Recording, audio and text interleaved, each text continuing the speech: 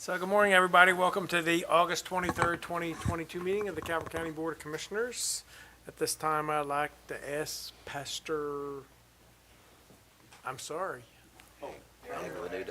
Yes, thank you very much.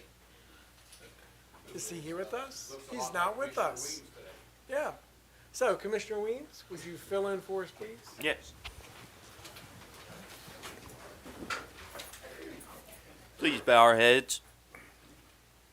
Dear Lord, we ask your blessings today for all the good things you have given us. Watch over the commissioners today and all the citizens today, this week. Give us all blessings. Amen. Amen. I pledge allegiance to the flag of the United States of America and to the republic for which it stands, one nation, under God, indivisible, with liberty and justice for all.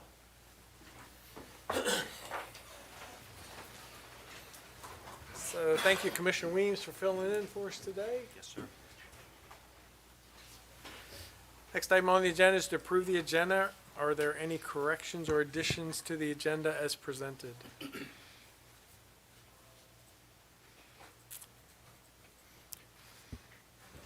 Make a motion to approve the agenda as submitted. Second. A motion and a second that we approve the agenda as presented. Any discussion on that motion? Hearing none. All those in favor say aye. Aye. Those opposed, motion carries. I have just one public service announcement today, actually two. We are in hurricane preparedness this season, and there is something brewing down in the Gulf that's not going to come to us, but it does remind us that we need to be prepared, especially those people that live in low-lying areas and have flooding issues at times. We want to make sure that you get yourself organized and have a list and make sure you're ready in the event of a storm. The other item is tonight we're going to have a joint public hearing with the Planning Commission on 2 text amendments. So that'll be at 7 o'clock tonight at the Harriet Elizabeth Brown Center on Dares Beach Road. That concludes public service announcements. The next item on the agenda is a proclamation. Commissioner Weems. Yes, sir, Mr. President.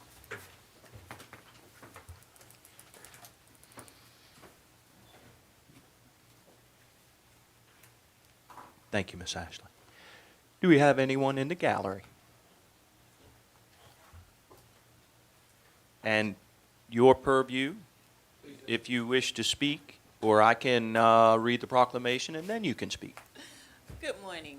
My name is Cheryl Henley, and I'm the president of Calvert Meals on Wheels Incorporated. And I'd like to thank the commissioners for your sustained and continued support for our mission of helping those vulnerable people who need it. And this is a great time of need, and this proclamation will do well in getting the word out. So again, thank you, and I'm lucky to have some of the volunteers here with me. Thank you. Just a quick introduction. My name is Corey Robertson, and I am a route coordinator for the Solomons A route.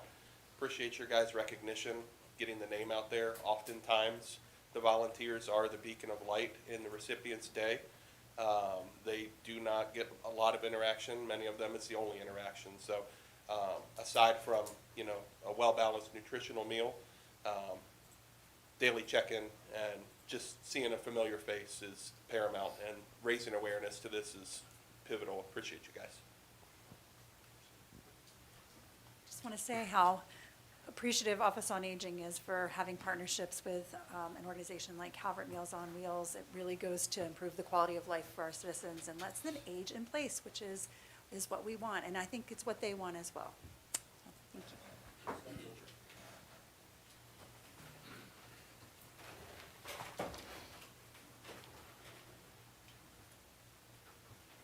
Jennifer, are you coming up, dear? Sure, wants me to. All right.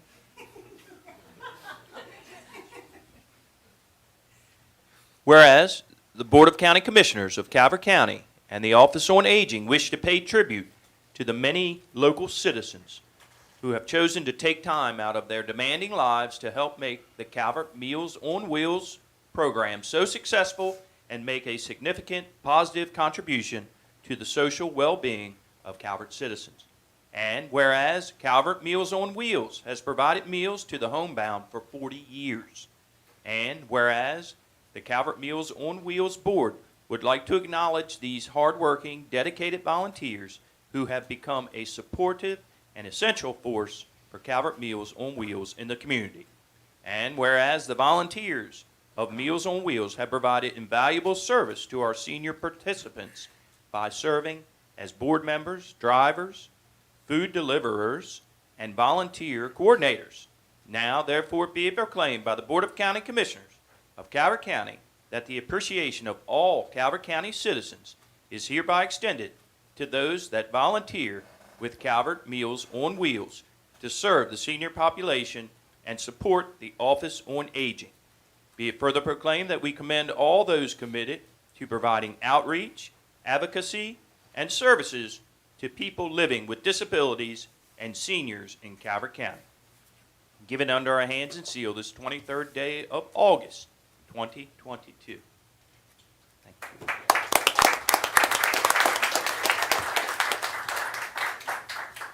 Commissioners, I'm going to have Patty Ryan with Office on Aging join as well. Good morning. I'm Patty Ryan. I'm the fiscal manager for the Office on Aging. I also serve as the liaison to the Meals on Wheels program. On behalf of the Office on Aging, we just want to say thank you to all the volunteers. This is a program that certainly could not exist without you. You're the heart and soul. So, especially the past 2 years where everyone stepped up without missing a beat. So, we really thank you.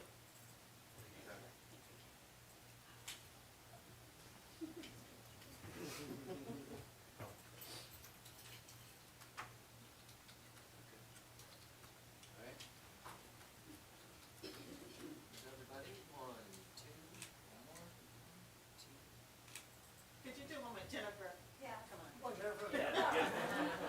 They're gonna get on camera.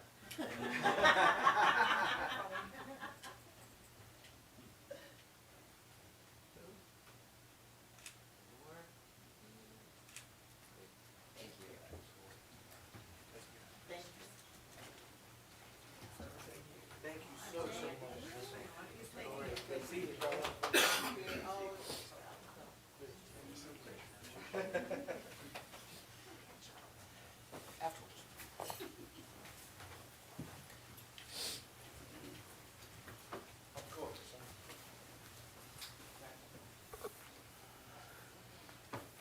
So we're very blessed to have such an excellent program that helps out our seniors and those in need.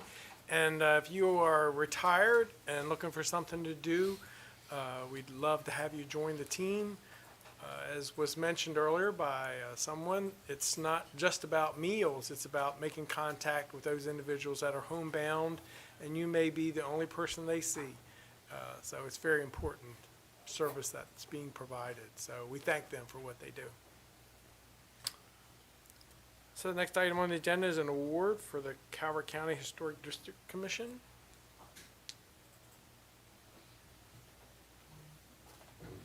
Morning. Good morning. Morning. Morning, Commissioners. Christopher Sperling, Historic Preservation Planner, Department of Planning and Zoning. I'm here in regards today to the 2022 Historic Preservation Awards. For background, the Calvert County Historic District Commission has organized the presentation of the annual Historic Preservation Award since 1989, with one exception for the 2021 due to the COVID pandemic.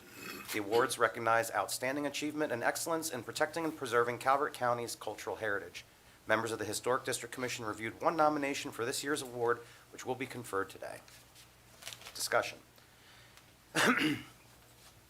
The Historic Preservation Award recipient for 2022 is Olivet United Methodist Church Project Award Refurbishment of Stained Glass Windows, Addition of Columbaria, and Garden Improvements. From the nomination.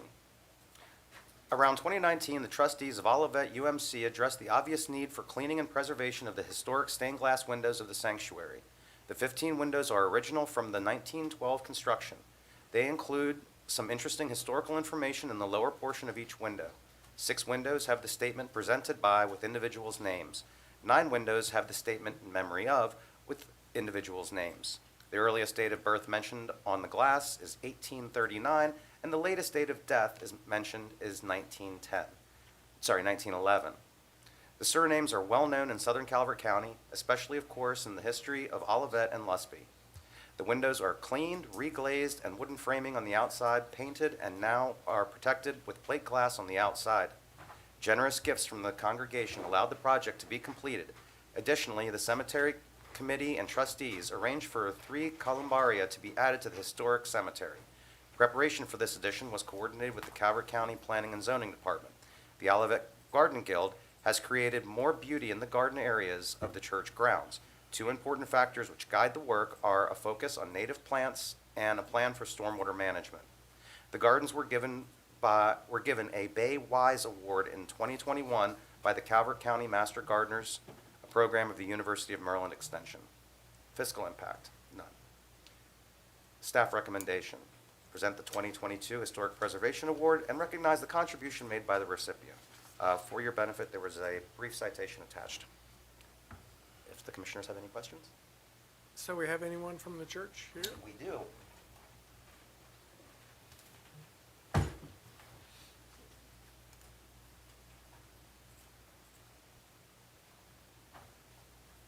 Good morning. Good morning, Commissioners, and everybody here.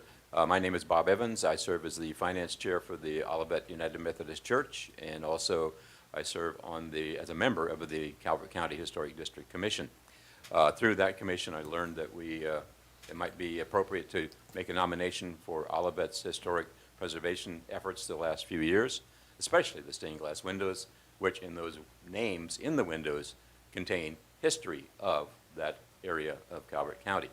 So we did that, put together some photographs and so forth, and we are pleased that the Historic District Commission agreed with the nomination and that the commissioners have agreed as well. So we thank you for that. Many volunteers are part of that. In terms of the stained glass windows, the columbaria in the cemetery, the 3 of those, and also the beautification of the grounds with plantings and landscaping and so forth over the last 3 or 4 years. Our trustee chair was going to be here today, but he and his wife are traveling. August is a primary travel month, of course. And our Garden Guild head was going to be here, but she had a family emergency up in Massachusetts, so was not here either. So I just wanted to say that we appreciate and thank you for this, and a few words from our pastor, Pastor Thomas.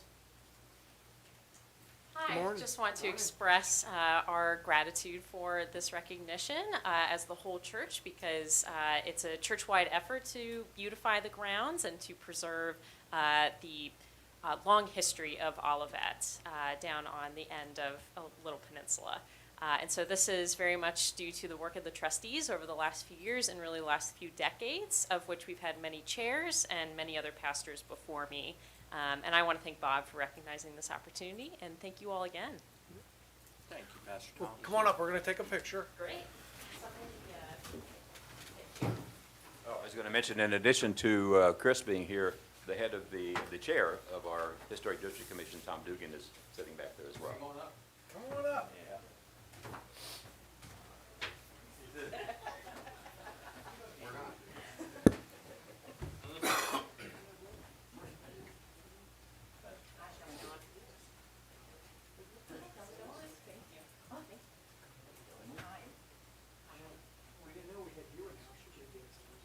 Sorry.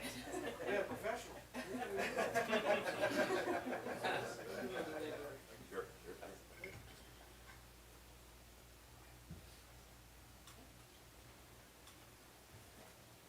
One, two, three. One, one, two. All right, 1, 2, 3. We just hired you, we can't. The button is very sensitive. Thank you for what you do. Appreciate it.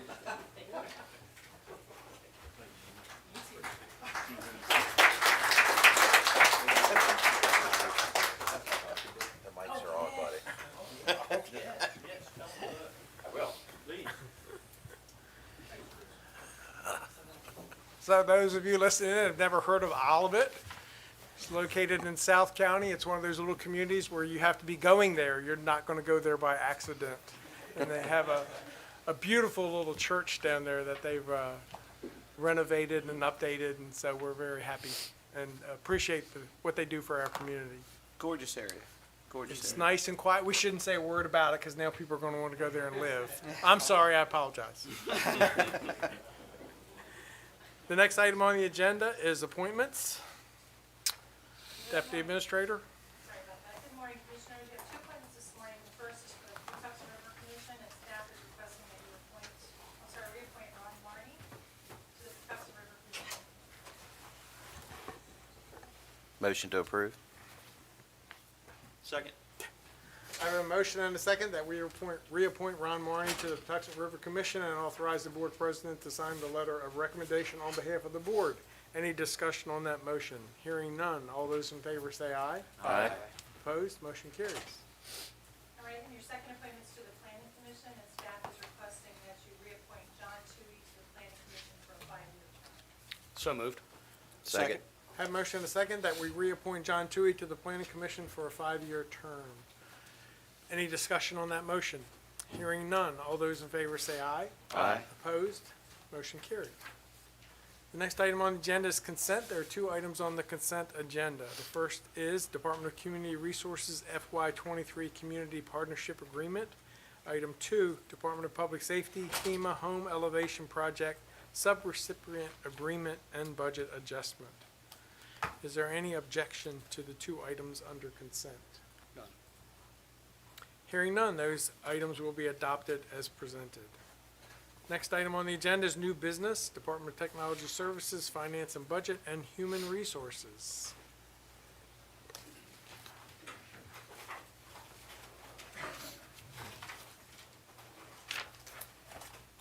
Good morning. Morning.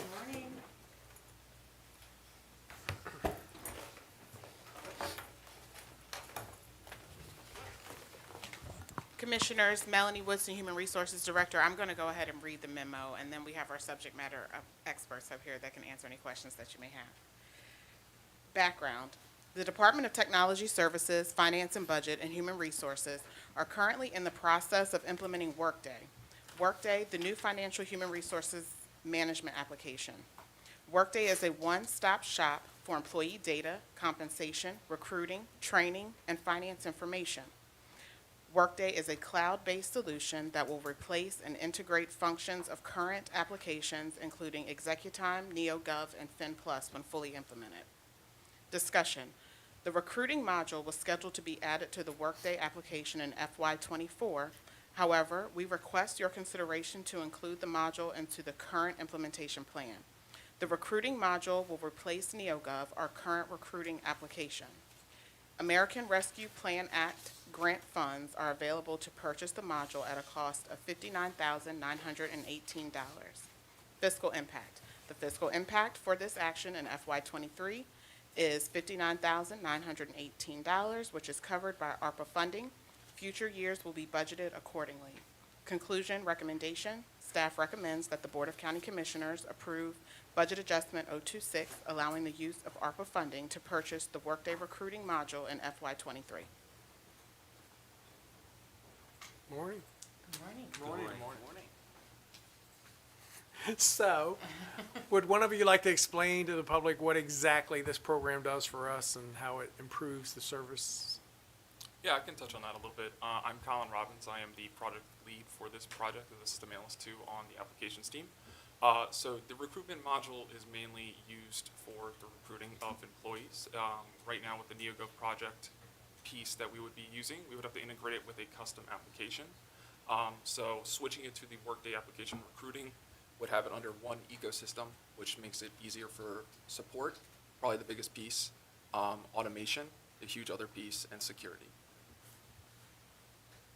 So Workday, the program is more about people applying for jobs or more about internal process? A little bit of everything. So the recruitment piece would be particularly for the out-facing piece, and Melanie can kind of touch on that a little bit more. But this would also automate the creation of a position, and all the way to the process of onboarding, and all the way to the offboarding process of an individual. So it can be from the external piece of a new application, somebody applying, all the way into Melanie's team and the finance team doing their due diligence, technology services team onboarding their equipment, et cetera. So what's the current process? Right now, from my understanding, and again, if Melanie wants to touch on that, it is put in through NeoGov through a hand-done record, and then they do their due diligence, hiring the process with Megan Flegel, and then they enter it into the finance and budget system FinPlus, and I believe are just doing it by hand. So doing it with the whole ecosystem in one piece, it makes it very streamlined so that it's all workflowed out and tasked out, and everybody has the auditing process to see where things are and where they need to go. Director Woodson? Yes, so NeoGov is the website that everyone who applies for a county job currently goes through our website, but that's NeoGov in the back end. And so we have no issues with NeoGov at all. NeoGov works very well for us. However, when we started the implementation of Workday, which is going to be a lifesaver because right now all of our processes are manual and they don't work well for sake of efficiency. So right now, NeoGov is an automated process that works well for the recruitment team, but it's not a Workday product. So we have been told by Workday that there would have to be a lot of integrations between NeoGov and Workday in order for it to be a seamless process. And so our goal is when someone applies for a job in Calvert County, it's going to go all the way from application to hire to performance evaluations. The whole process is going to be seamless, whereas we would have to have staff to do a lot of work on the back end to make those two systems talk to each other. So it is definitely going to be a more efficient process. We have no issues with NeoGov. However, Workday is meeting the needs of more than just recruitment. It's meeting the HR, recruitment, performance, and the finance and budget aspect of our workflow. Thank you. Would you like to add anything? Again, this And is you Sharon. are? I'm just coming back from vacation, so sorry, I forgot my name already. I'm Sharon Strain, the Director of Finance and Budget. And again, the process that we're going through for Workday is to streamline our processes so we're in one central location. But currently, we do a lot of things manually. So going to this software system will benefit HR, will benefit our departments, and it will also benefit the finance and budget office where everything is housed in one area. So we're looking forward to this implementation and streamlining our processes. So it sounds like it'll save money down the road. That sounds like a lot of man hours you won't It be will using anymore. definitely enable improved efficiencies. Certainly from the HR aspect, they're just using one system as opposed to learning multiple systems and re-entering data. And then from the technology services aspect, the consolidation of software certainly makes it easier from our perspective to keep on top of it and to manage updates to the system. And who are you? I'm sorry. I'm Stephen Pereira, the Acting Director of Technology Services. It's just so the public knows who's talking, that's all. No, you're fine. So, is this a one-time cost, or is there annual cost associated with the program? This will be a recurring subscription. It will be over 10 years. So the budget adjustment is for the upfront payment of the first year because we hadn't budgeted for it. We had previously planned to bring it into FY24. All right, any questions? Mr. President, Yes, sir. my name is Chris Gadway, Commissioner. I'd like to make a motion that we approve Budget Adjustment 026 as recommended by staff. Second. I have a motion to second that we approve budget adjustment 026. Any discussion on that motion? Hearing none, all those in favor say aye. Aye. Opposed, motion carries. Thank you. Thank you. Thank you. Thank you. Unfortunately, everybody knows who you are, Commissioner Gadway. Unfortunately, The next item on the agenda is old business, Department of Finance and Budget. Director Strand. Good morning again. Good morning. Again, my name's Sharon Strand, the Director of Finance and Budget, and we held a public hearing earlier in August for the ARPA adjustment, so this is coming back after the 10-day waiting period. And I'll go ahead and read the memo. Background. On March 17, 2019, Calvert County declared a local state of emergency due to the effects of the coronavirus. The United States Treasury appropriated funds to the state of Maryland in the form of American Rescue Plan Act, which we call ARPA. The state of Maryland appropriated these funds in 2 installments. The various state and local agencies, in an effort to cover any necessary expenditures incurred due to the public health emergency and recovery efforts. On August 2nd, 2022, a public hearing was held to accept public comment. The public hearing was advertised in a local paper 2 weeks prior to the public hearing. Discussion. The second installment of the ARPA dollars are significant and should be reflected in our fiscal year 2023 budget. The budget adjustment requires a public hearing because it's in an excess of $150,000. Fiscal impact. The second installment of $8,985,948.50 will increase the Calvert County's fiscal year 2023 adopted budget.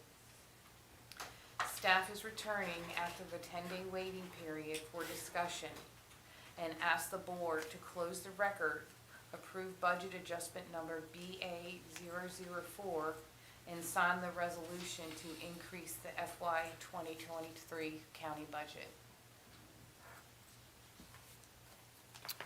So Director Strand, if you wouldn't mind, whenever we receive state and federal funds, generally there are criteria on how those funds are being spent. Could you briefly go through the conditions for dispensing of ARPA funds, please? Sure. So there are certain criteria, as you had mentioned, that we have to meet in order to use ARPA funds. There are several categories that items fall into, and once we know that a specific item, for example, the money that we have just requested for the budget adjustment prior to this for software falls into a specific category that's allowable under the ARPA. We are required by ARPA to do quarterly reporting on both the first installment, which we received last year in May, and now we will be moving into this reporting separately quarterly for the second installment also. We review and do a lot of due diligence to make sure that the items that are requested meet the requirements under the federal guidelines for this specific funding.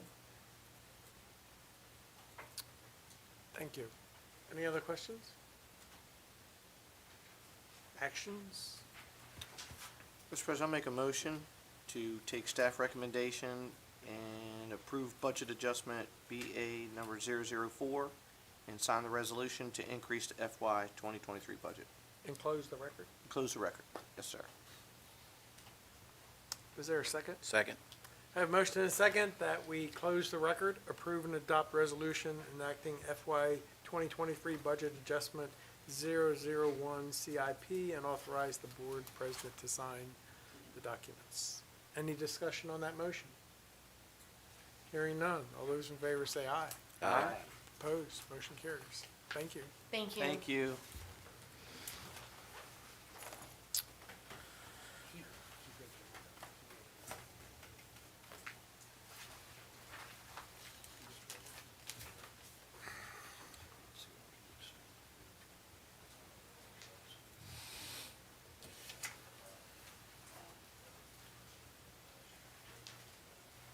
You are correct.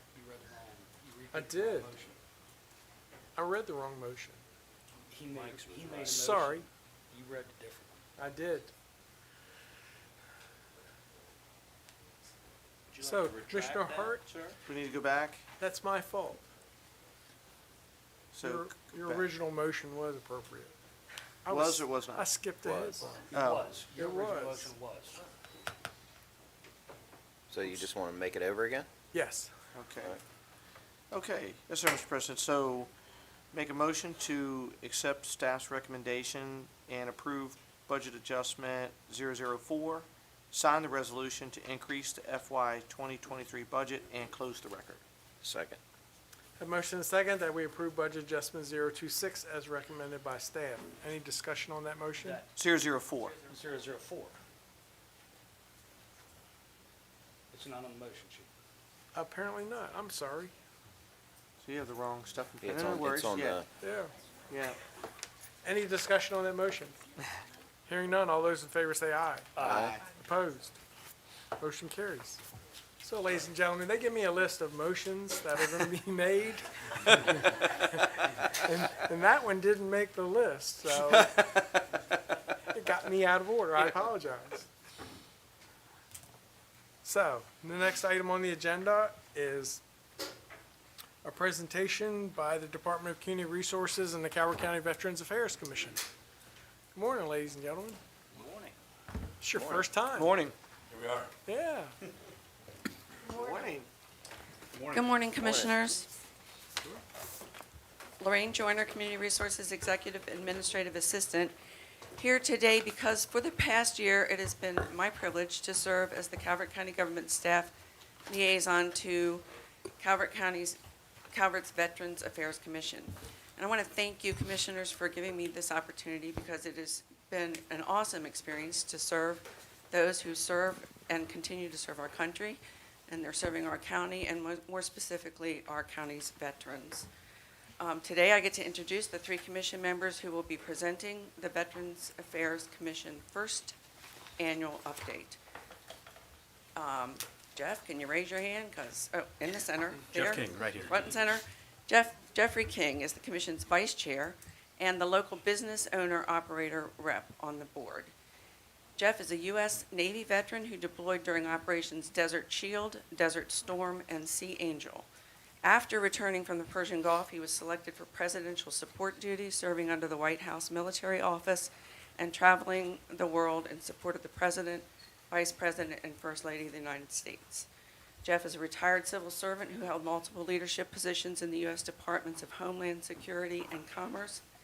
He is a graduate of the Federal Executive Institute and holds master's degrees from the University of Connecticut and the University of South Carolina. He's currently the co-founder and president of Verium LLC, a service-disabled, veteran-owned small business that provides IT and professional services to government and commercial clients. That's Jeff. Patricia McCoy, there she is the Commission's American Legion Post 206 rep. Pat is a Navy veteran who served as an instructor for new recruits reporting to Bainbridge Women's Recruit Center. She is past commander of American Legion Post 206, but she's also served as Calvert County Commander, Southern Maryland District Commander, and Commander of the American Legion State of Maryland. She also represented this is a mouthful, the Maryland American Legion as a National Executive Committee member. That's Pat McCoy. And last but certainly not least, Dr. Brandon Temple is the Commission's educational admin rep. Major Temple is an active duty Air Force Special Warfare Officer, currently serving in the U.S. House of Representatives as a Defense Legislative Fellow in the role of this is also a mouthful, in the role of National Security Advisor to Representative Matt Gaetz of Florida.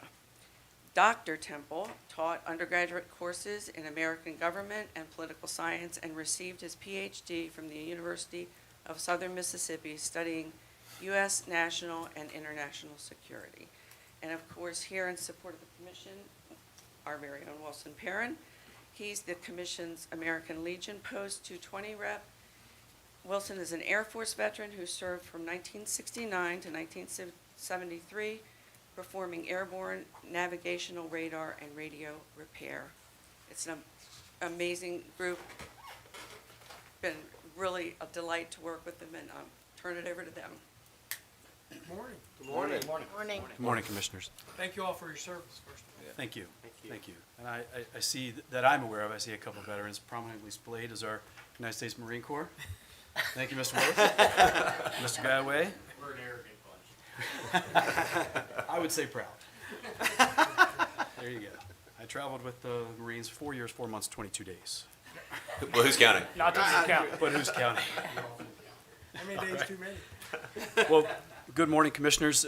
First and foremost, and on behalf of the members of your Calvert County Veterans Affairs Commission, we want to thank you for prioritizing this county's veterans and by forming this commission. And we want to also thank Jennifer Moreland. I know she had to step out, but her team has been instrumental in our being able to stand up this inaugural group and have some initial successes and get some traction.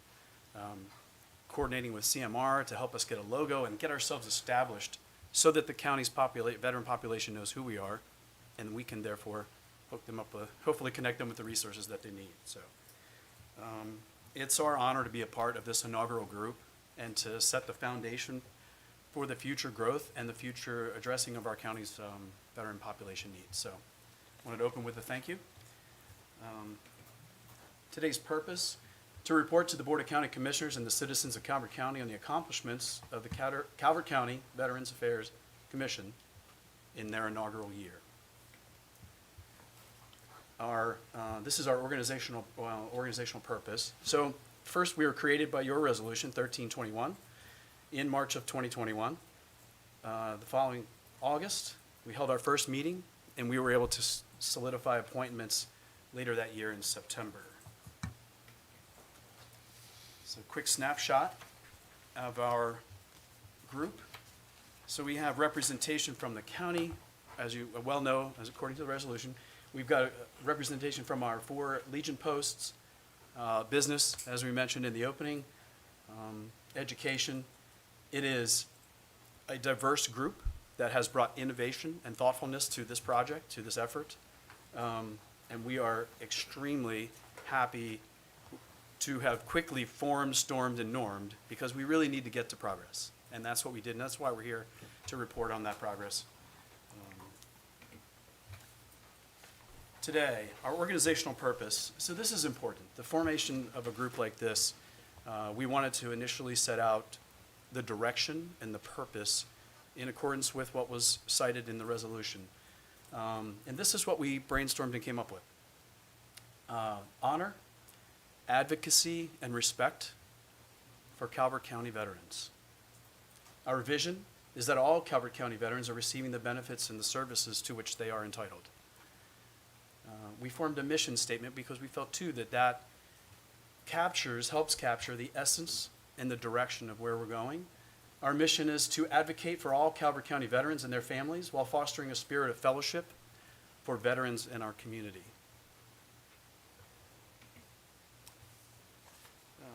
Some of the presentations we have received to date. So these presentations are about us reaching out to see where we can form connections, learn, maybe adopt best practices, see where needs are. It's part of the listening mode in the early stages of our group.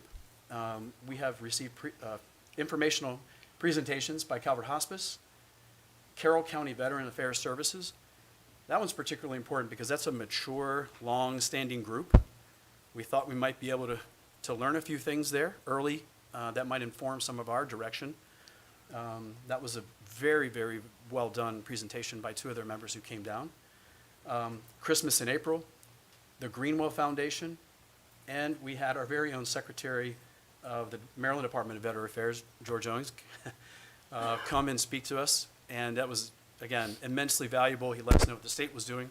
Moreover, we were able to get to meet him face to face, show him what we were trying to do, right? Setting out to do. So those are some of the early community connections we have made. We've also worked inter and intrastate to also reach out and make relationships. Again, see where we can listen and learn right out of the gate to inform our direction. So. First product, or first effort. I've mentioned listening a couple times. I was fortunate enough in some of my U.S. Department of Homeland Security days to work with law enforcement and other public safety across this country. And as a federal leader, not only are you a steward of the money, but you want to get those programs directed in the right way to do the right things. I'm not just here to help, right? Those are not words. We wanted to be purposefully informed. So with that, we had a very large stakeholder engagement effort. And this is similar in thought. The group came up with the idea of doing a survey to listen and elicit the needs of our county's veteran population. So our survey was launched in February of 22. We closed it in April. We had 230 completed surveys. A mix of quantitative and qualitative data, because we gave them some informational boxes. I personally find the qualitative data can also wrap some context around what is a very simple ABCD, 1, 2, 3, 4, a very quantitative set of data.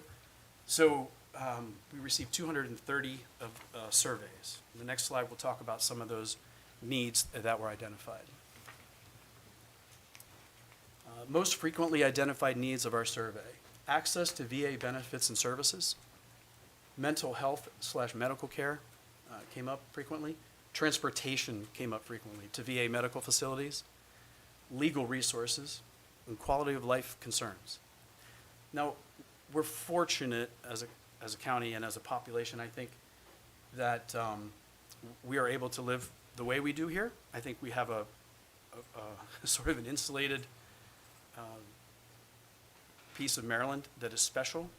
And we're also, these needs are not probably outside the bounds of what surveys in any state would probably hear, but it began to inform us on what we should do in the way of services and information that we can flow out to those people. Sir, on that slide, please. I'm assuming transportation is a huge, huge issue. It is. Is that hitting about every survey that comes back? And what is the biggest thing? It's just out of the county? I mean, it seems like most of those facilities are like DC and things of that nature. Is there not any type of access to any type of transportation currently for that? Is that what you're finding? We have the intra-county transportation. I think probably many of those comments, I don't have that data in front of me, but I think many of those comments were related to getting to VA facilities that are outside of the county. Do either of you remember specifics on those?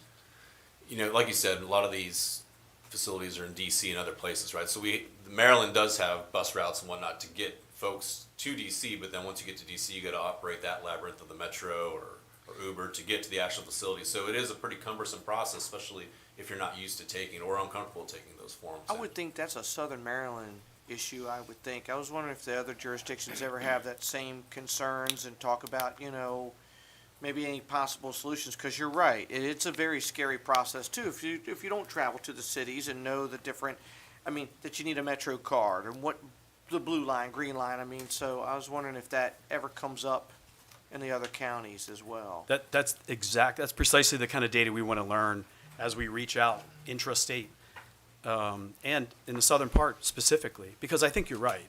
If you're down St. in Mary's and Ridge, Charles, you're even further south than us. Exactly. And there's not a lot of transportation, so I was wondering if that was something that came up when I saw that. And there's a new facility that was built recently, just on the other side of the bridge. So, well, either bridge actually. But that new facility, right, that's going to draw more interest. So I would expect that when people learn about that they would probably voice the need to get there. So I right? thought we provided bus service to Charlotte Hall and those facilities. Is that correct? Mm-hmm. We do. Yes. Yeah. Commissioners, Mark Willis, County Administrator, that bus route is fairly new. It's a couple years old at most. It was a great progress at the time, but what the commission's talking about truly is outside of the tri-county area. And it is difficult because it becomes a statewide problem, not a tri-county situation.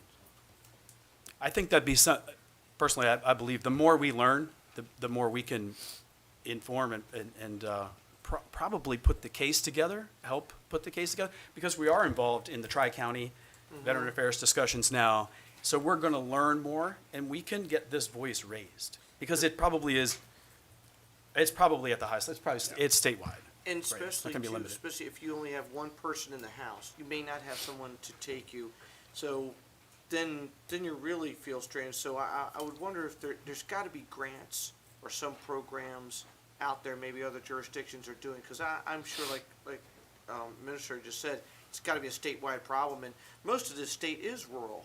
I mean, if you think of it, 21 of the jurisdictions are pretty rural, so, I'm wondering if there's something that, maybe somebody else is doing that we can piggyback on, you know, to address that, because that's got to be very scary, especially if you need weekly treatment or even something monthly. You know, that's got to be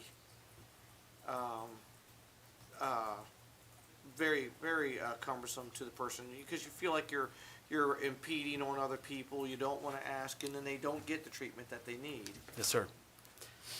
Yes, sir. That's something we're digging into, and I do know other jurisdictions. For instance, I came from a station in Kansas at one point. I had a friend out there who was receiving medical care in Kansas City, and the VA actually had a transportation system for him to get to and from his appointments out there in Kansas City. So those are things we need to look into as far as DC, Baltimore, and other areas. And it's great we have one here locally for Charlotte Hall, but we got to do more research on, you know, higher levels of care in other locations as well. And I've done a little homework. I wanted to see what was going on across the country too. There are two versions of this. One that is largely information sharing. This body is informative, and it makes recommendations, and it will be information sharing and stakeholder oriented. Then there are others that offer full-blown services, and in some of those bigger ones, you will find the transportation addressed. They've negotiated that, they've raised that to the state levels and done what they needed to do budgetarily. So I think for us, it's probably we're going to continue to engage across the counties and bring some information forward. I think it's going to be a statewide. Good. Yes, sir. Next topic is our Veteran Resource Guide. So this is the first official product created. It is, we revised it. It is a collection of resources for the veterans, wide-ranging. We went out on a social media campaign, again with help from CMR and Jennifer's group coordinating that, but just immensely helpful. That's probably one of the biggest platforms to get out there these days, and she was very gracious, and as has CMR been, from logo creation to social media help, anything we can do to get the information out there. So we went on a social media campaign to help broadcast that. We'll be at the fair. We'll be at everything we can be at possibly to continue to wear the shirt and promote the logo and share for awareness. We have to raise awareness initially as we're created, or have been created. And then we also we each carry promotional business cards as well, also with a QR code, so we can quickly connect them. Lorraine has been very helpful, and that call goes to her, not directly to me. I have shared my personal cell phone number, and I'm happy to do that, but our community resources team has been invaluable as a partner. And I wanted to add one thing. What's helpful about that collection right there of resources, I think the first question that I hear, I actually echoed this as a young veteran coming out of the military, is I didn't know we had that. I didn't know I could do that. And that's very true. That's what we're trying to do. I talk to a lot of folks will come in, and I have to call Jennifer. I mean, you know, she's my go-to, and they're like, we didn't know this was available, or they don't know how to work the system, you know, because if you don't, you know, government can be complex, and then, you know, it changes, and, you know, and everything's automated or what have you, and, you know, it's very challenging for some folks, and it's so true what you said, because they'll see me, and I'm like, look, I don't know either, but Jennifer can help find out, and then they'll come back and say, I didn't know these resources were available. That is so true. It is the number one question I've heard, not just in this position, just getting out there with fellow veterans. And I said it myself. I mean, I've gone through some of the VA questions and processes, and I myself didn't know. So I'm a student of the game, and I'm an advocate for those that are students of the game, so, as are all of us. I was just at a state meeting last week, and one thing we noticed is, and we talked about, was not only is it difficult to negotiate the VA system, but there are tons of government and non-government organizations out there that are there to help veterans. But there's tons of them, and they all do different things, and that is even overwhelming to a lot of veterans. Like, you know, they all do very niche things for the veterans, but trying to navigate through that system is very difficult. We talked about that at the state level and how we could try to maybe simplify that for our vets to get them really focused in on things that they need that are particular to their circumstances.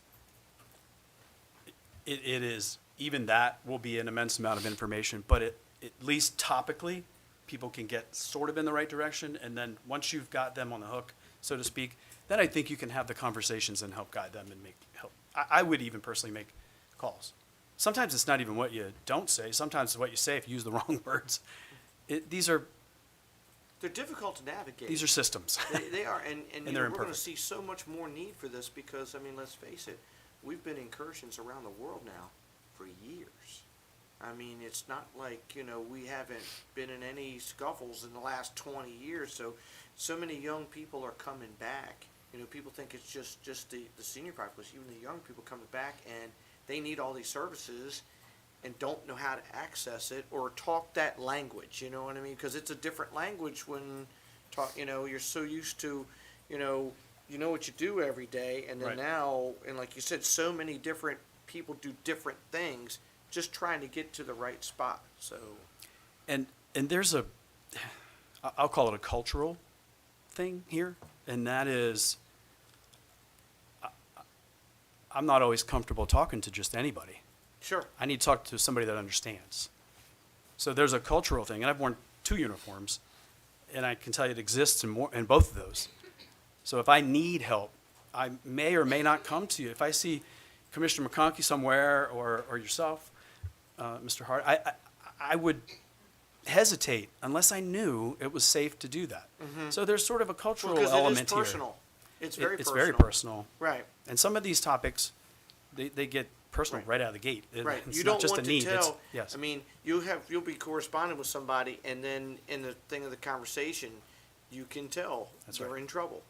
And if you don't know how to relate to it, which I don't, I don't have, you know, war experience or anything like that. So for that person going, I appreciate you wanting to help me, but you don't truly know what I saw. Right. Or what I'm going through. And that's where, like with you folks, you know, are going to be immense. Hopefully we Really can are. help bridge that. And that's one of the issues with female veterans. It's because the information is not out there, is what care they can get, and then these facilities are not geared to treating a female veteran. The government is working on that. I know that Secretary Owens and that the VA facilities here in Maryland are working on that so that women have better access and information concerning the VA process. And we've been way behind for years of knowing how to treat women in the military. I mean, that is so. And I'm from I was in during Vietnam, so things have totally changed, and the perspective for the women veterans now is because they served on the battlefield, okay? They're pilots, they're captains of ships, that when I was in, that wasn't allowed. So the whole demographics of the female veteran now has changed. So, and that's information that we need to gather and get out to the female veterans also. Thank you for those questions and comments. This is an important issue, and one we obviously care deeply about, so I appreciate all of the exchanges. This slide represents some of the events that we were able to get out in our early activity, get out and do and participate in. The 2021 Veterans Day ceremony. We've had members speak at a couple of events. I was fortunate enough to speak myself right outside of this very building on Memorial Day. It was tough. Dr. Temple, he was a guest speaker at the other event that day at the Chesapeake Stars and Stripes Memorial Day ceremony. And we've also been participants in the laying of the wreath at the World War II Memorial, and try to get out to every event. Like I said, we have the fair on our radar. We've got other events where we can get out there publicly. So, and a lot of that coordination, and I received this request from the American Legion to speak there, thanks to my distinguished colleague to my left. A lot of this engagement has been with the 4 posts. This is where a lot of the collegial relationships already exist, and they're immense partner in this entire endeavor. All of the groups are going to be immense. But out of the gate, these 4 posts, I believe Wilson's still here. Huge, huge resource for this group. And also American Legion, obviously American Legion member, Ms. McCoy. All of the veterans associated with these posts are engaged, and that's going to be a big value to this group and its progress. I also want to say thank you to the commissioners and other elected officials in the county. I see you all at many of these events there to support our veterans, and I think that's huge that between the posts, our commission, and then the elected officials, that we're all unified in saying that we support our veterans and we're here to support you. And I think your faces being at these events is huge in our community and in the county, and we need to continue that going forward. I appreciate all of you. Thank you. I'll second that. Excellent point. And it's one thing for us to be out there. We volunteered to do it. You can tell we're passionate about it. But when leadership does more than just put it in place and are present, I've seen everyone out there actually. When leadership is present, that speaks a different message to the population we're talking about. That means you're behind it. You just didn't write it and there's one picture in the, right? It means it's real and it's a priority. And everyone sees that. So I want to second that. Thank you.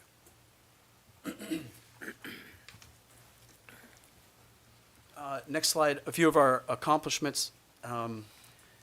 We first, again, and this is on the order of awareness, we initiated a press release in November of 21 after standing up, extended an invitation to the Board of County Commissioners to attend,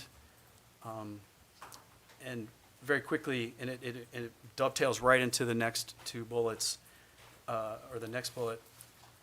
I thank Commissioner Gadway. He was in attendance one night when we were talking about procuring, after getting the logo done, procuring shirts.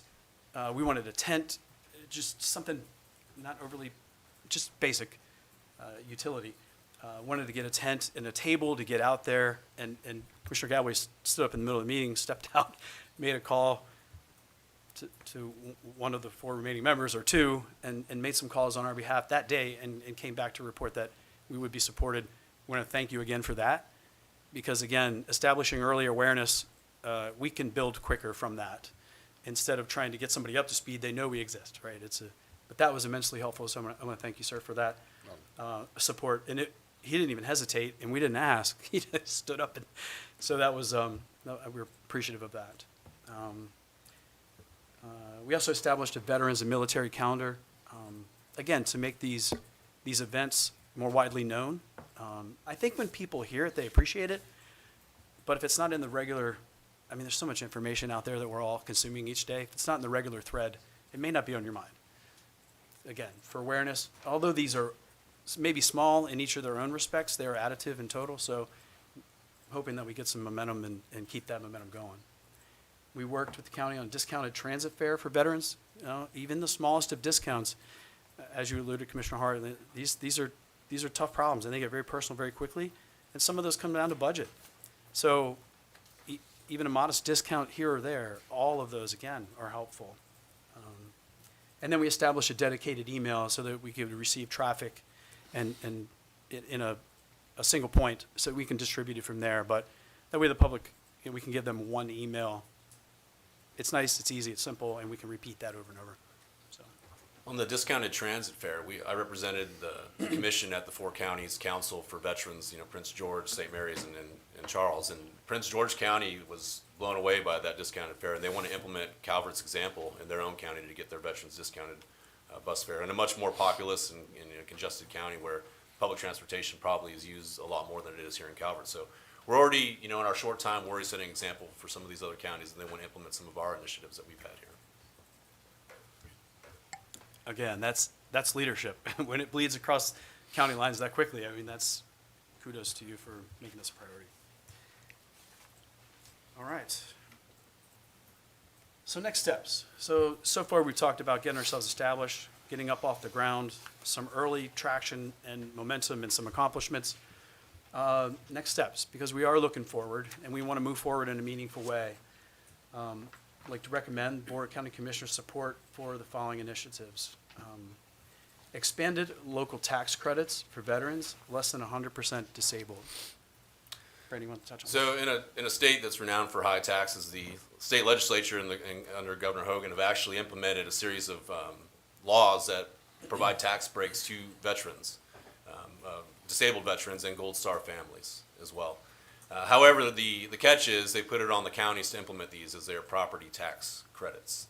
And they range for different levels of disability and also for surviving spouses. So what we want to do over the next year or so is work with the county administrators, the county attorneys, the finance and budget department to create a series of proposals for your consideration to see how we can implement some or all of these tax credits in a smart manner, doing the analysis and provide those to you to get a better understanding and really help those veterans. As you said, Commissioner Hart, the 9/11 generation, those who came in around 9/11 or after 9/11 to serve their country after we were attacked, we're at over 20 years now. A lot of those folks are retiring, and they've known nothing but conflict.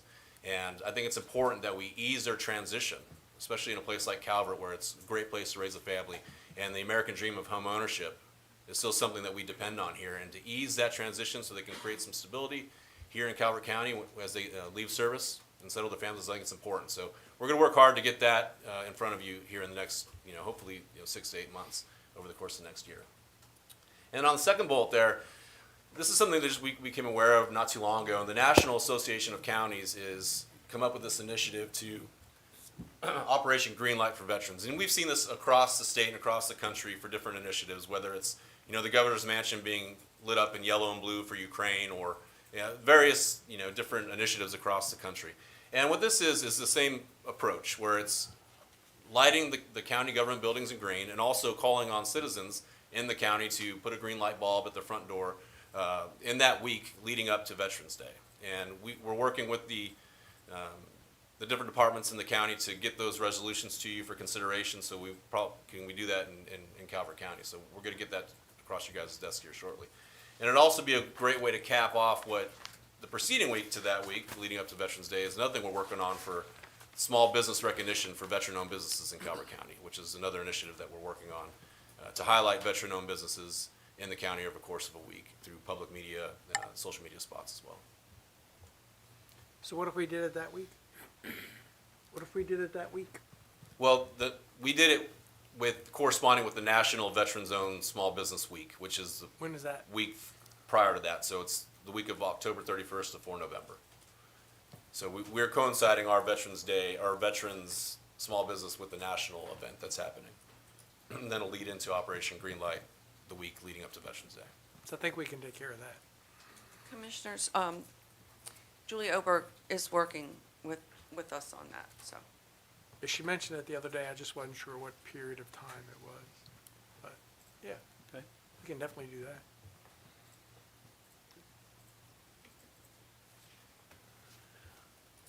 Next slide is about our goals looking forward. So proud of our early accomplishments. I think we have great momentum.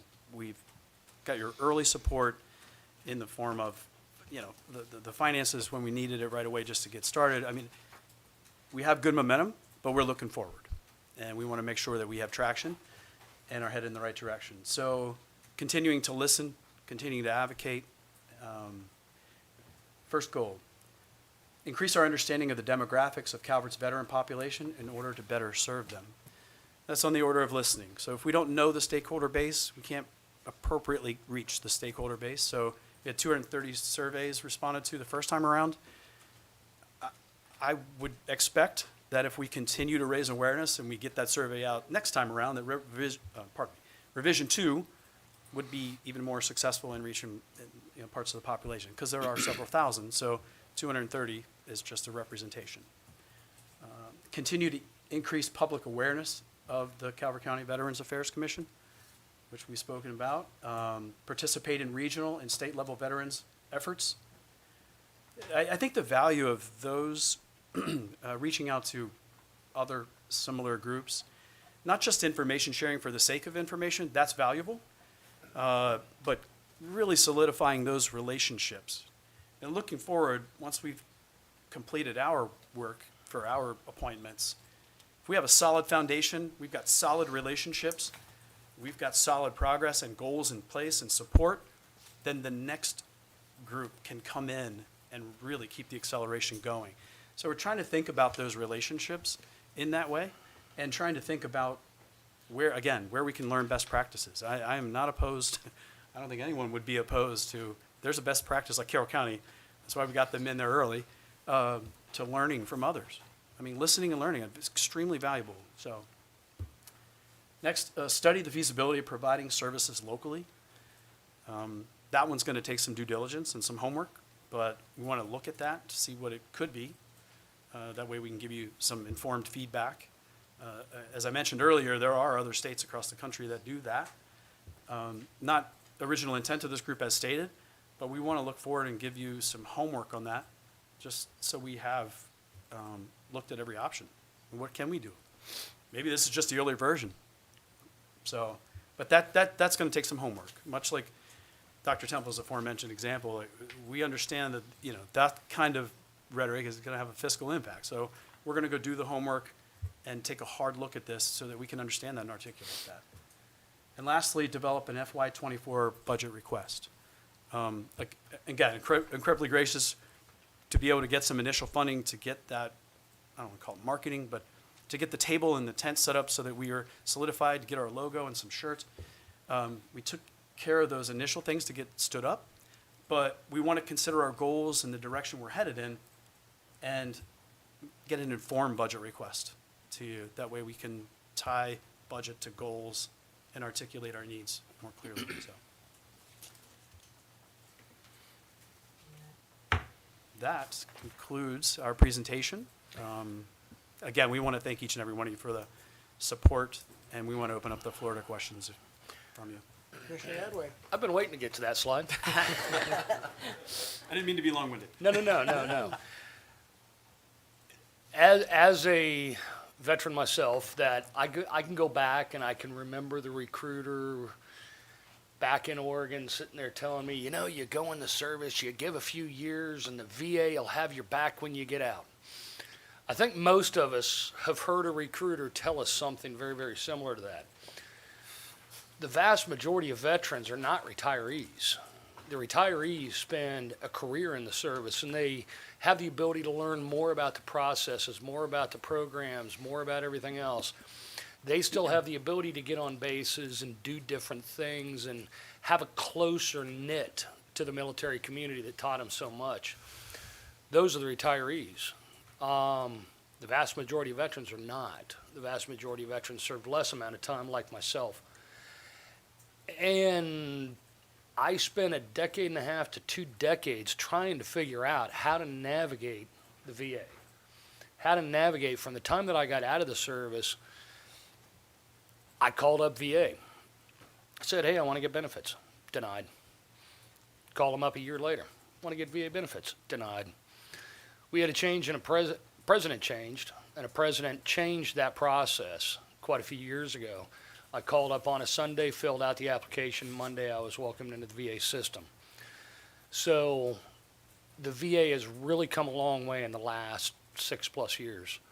And many counties, including ourselves, are blessed to have an amazing talent of people like yourselves that are starting to really come around and realize that for decades, generations even, the people, the volunteers have been told, volunteer, come out, do the service, and we'll have your back. But to navigate, it's impossible without the help of people like yourselves. So I personally commend you guys for what you do. I commend the entire process, specifically of your group, but other groups around the country that are willing to step up and help out those veterans that have been detached from the service for so long but still need that help. So thank you. Thank you. There wasn't a question in there anyway. No, but I was politely waiting till the end. I was wondering. Because I'm only so VA smart. I thought he was taking it there. Yes, but thank you. A serious note, thank you. So I have a question. Yes, sir. So do we know from the census or any other data how many veterans we have in Calvert County? We do. We 7,300 is what the 2020 census said. Wow. For Excellent. veterans in Calvert. Wow. Yes. Tri-County is actually in the several, many thousands. Yeah. So 7,300, so you're about one, I'm trying to do math. 8% of the population, 8 or 9% of the population of the county. Yep. That's good. It's big. Significant. And you have, you've done a great job. You know, you've only been in place now for, what, a year, maybe. And with COVID, that's been a challenge, but, you know, I'm very impressed with what you've done so far. You know, Calvert government, any government can only provide service, so much service, but it's having a resource that's passionate about the cause is what really makes things productive and move forward. So we're very happy and grateful to have you all. And I want to apologize. I understand we were the last county in the state of Maryland to actually appoint a Veterans Affairs Commission. You didn't point that out in your presentation, but I was getting ready to say that. don't worry, we know it. But as soon as it was brought to our attention, I can tell you that all of us said, you know, we've got to do this. You know, it's very important. Too many people take for granted. I don't have a question either. Too many people take for. You got through your question. I did have a question to start with. Yeah. Too many people take for granted the freedoms that we have and the sacrifice that people like you all made so that we have the freedoms that we have. So we try not to forget that.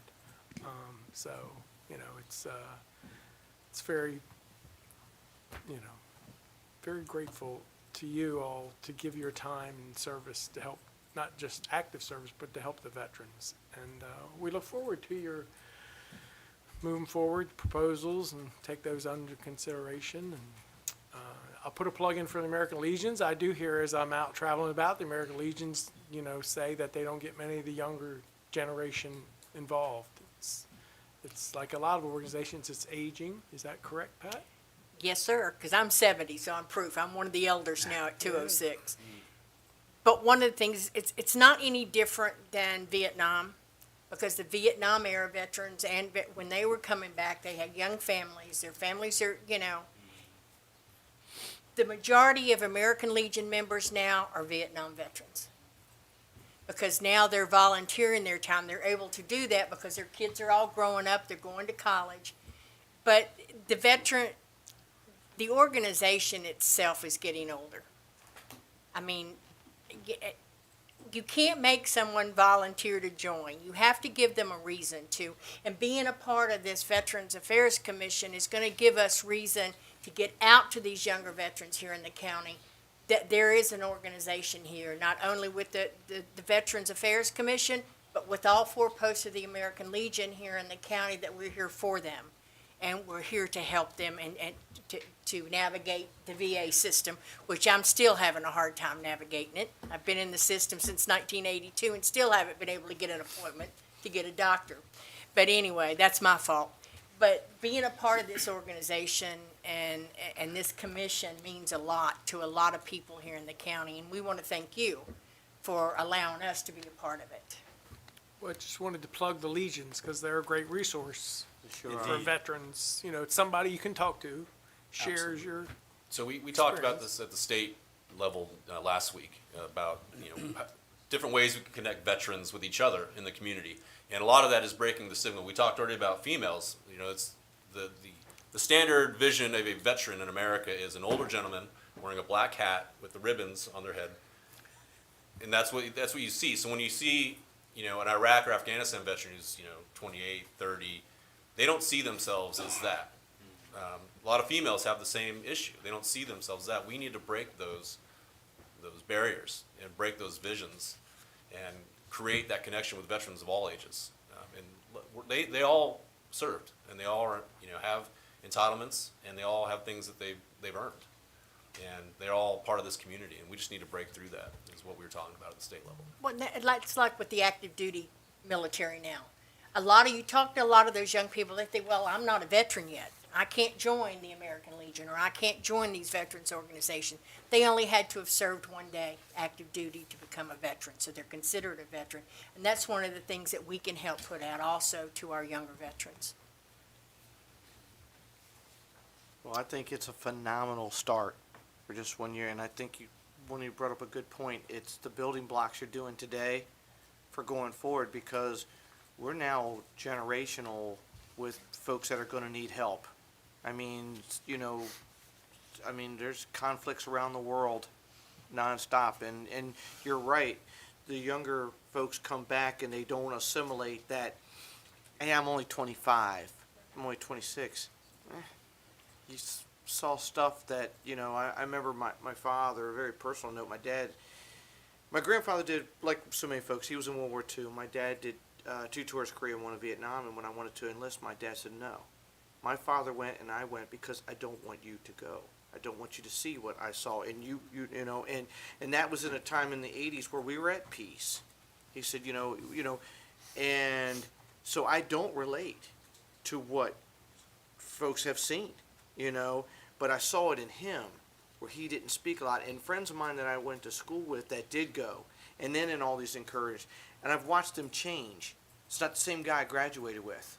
They're quieter, or, folks have met, because you're carrying that baggage of stuff that, thank God for the service, because like Commissioner Hand said, we're able to be here, we're able to do these things, able to, and so it's so impactful what you're doing, and I think it's so important that we don't forget that now they have to pick up their life and try to move on, and so any help that we can do, I feel we're obligated to do. Well, I thought about, to your point, I thought about whether or not to say that. We're the last one in the state.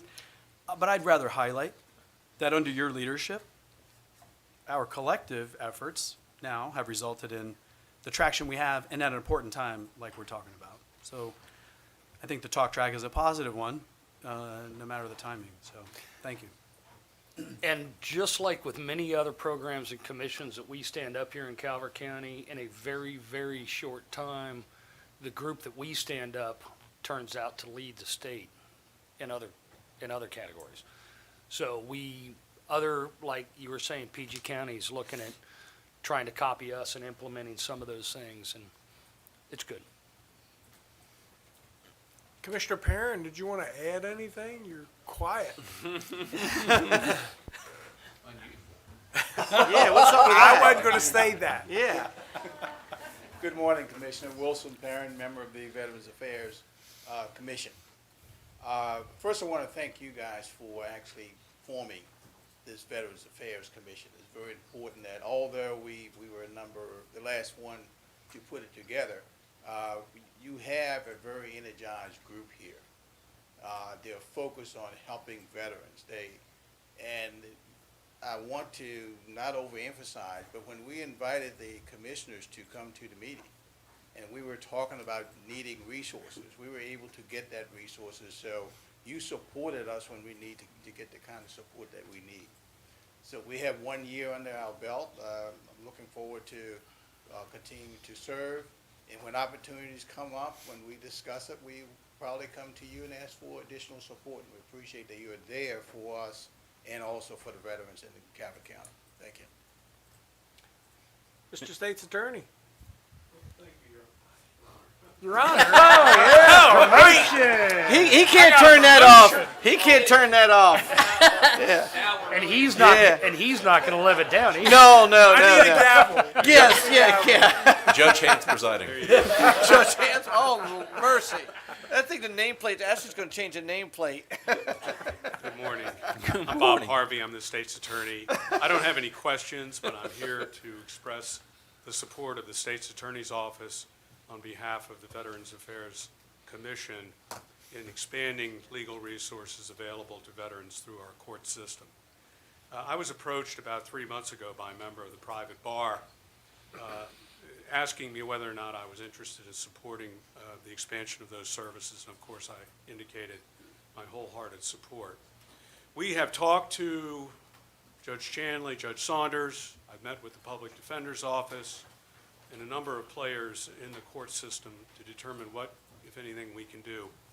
And one of the things that keeps cropping up is the difficulty we're having identifying veterans as they enter into the court system. We right now rely upon private counsel to tell us whether or not a defendant in the system is a veteran. And we found that that is hit or miss. We miss out on so much.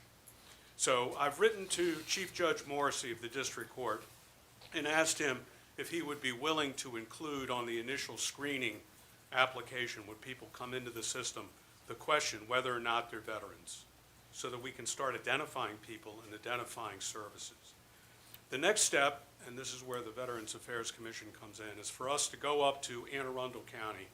Judge Tommy Miller in the district court up there in Glen Burnie is running a court program for veterans. We're going to go up there. We need to go up there and see how that works. And I want to invite a member or members of the commission to go along with me. So as soon as we can get that arranged, I'll reach out and we'll see. You talk about building relationships. We'll see how it's done in another county and where we can go from there. So thank you very much. Thank you. Thank you. Thank you. Mr. President, Yes, sir, Commissioner Williams. I don't have a question, but it'd be remiss to acknowledge Commissioner Hutchins and his efforts in this commission. That's all. Thank you. So I was contacted by an individual about the court commission, and I think that should have gotten forwarded to you all, so to start a discussion. And Yes, sir. good, It did. excellent. Yes, ma'am. Commissioners, can we get a photo? Oh, absolutely. And thank you so much for all your time this morning. That's what I heard. Well, see, normally that's when the gavel would come down. See? If I had one. We'll get him a white wig too, He flowing, needs a robe, British. a robe, Yes. you know. Yeah. Excellent. Where would you like us? Get down here, we're all gonna type. Probably the standard location. Wilson, you want to hold my statue? I'm an associate with the Marine Corps, so we had to take them everywhere they went. When we got there, they knew us when we.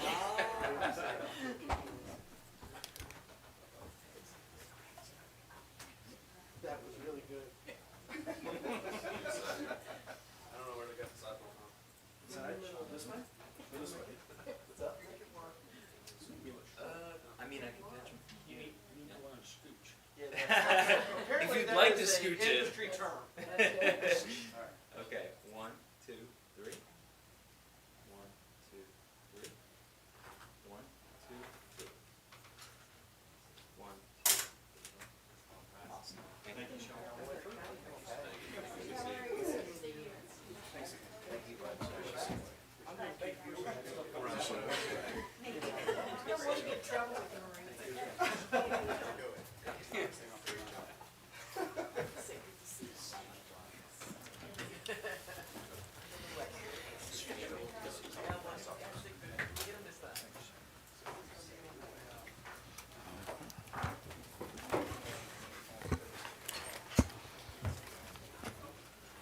Next item on the agenda is a work session with Department of Planning and Zoning.